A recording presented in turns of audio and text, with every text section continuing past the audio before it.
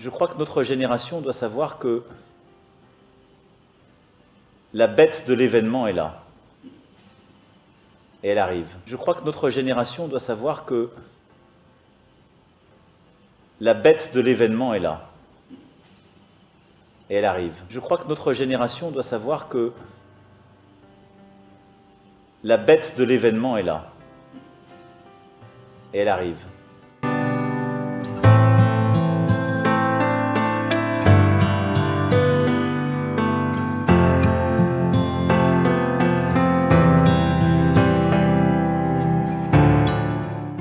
Et elle fit que tous, petits et grands, riches et pauvres, libres et esclaves, reçussent une marque sur leur main droite ou sur leur front, et que personne ne put acheter ni vendre, sans avoir la marque, le nom de la bête ou le nombre de son nom. C'est ici la sagesse.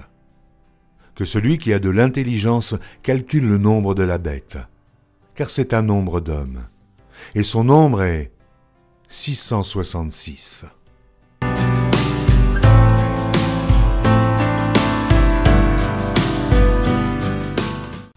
Il s'assit sur la montagne des Oliviers, et les disciples vinrent en particulier lui faire cette question. « Dis-nous quand cela arrivera-t-il, et quel sera le signe de ton avènement et de la fin du monde ?»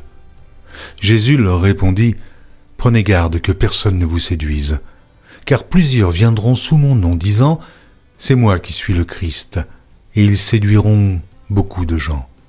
Vous entendrez parler de guerre et de bruit de guerre, gardez-vous d'être troublés, car il faut que ces choses arrivent, mais ce ne sera pas encore la fin. Une nation s'élèvera contre une nation, et un royaume contre un royaume, et il y aura en divers lieux des famines et des tremblements de terre.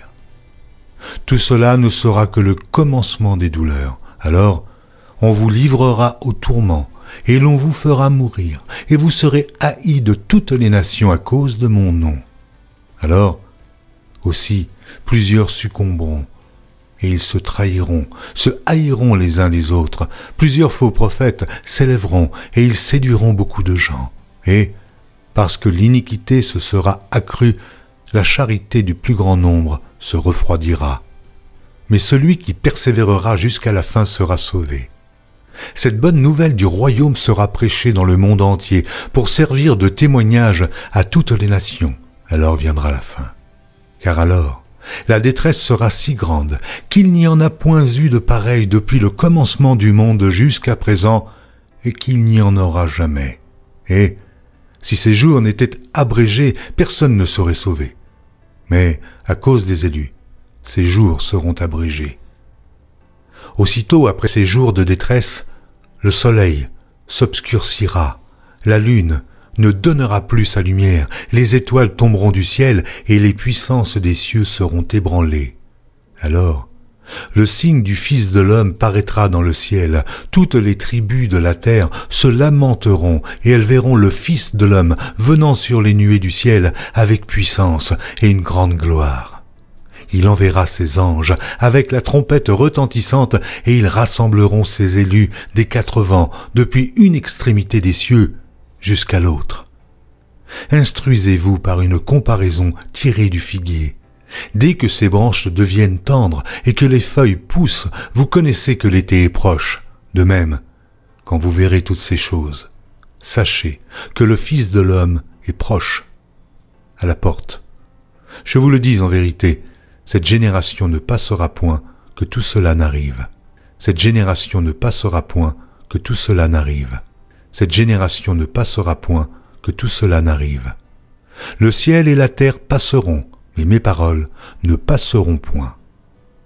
Pour ce qui est du jour et de l'heure, personne ne le sait, ni les anges des cieux, ni le Fils, mais le Père seul. Alors, de deux hommes qui seront dans un champ, l'un sera pris et l'autre laissé. De deux femmes qui moudront à la meule, l'une sera prise et l'autre laissée. Veillez donc, puisque vous ne savez pas quel jour votre Seigneur viendra.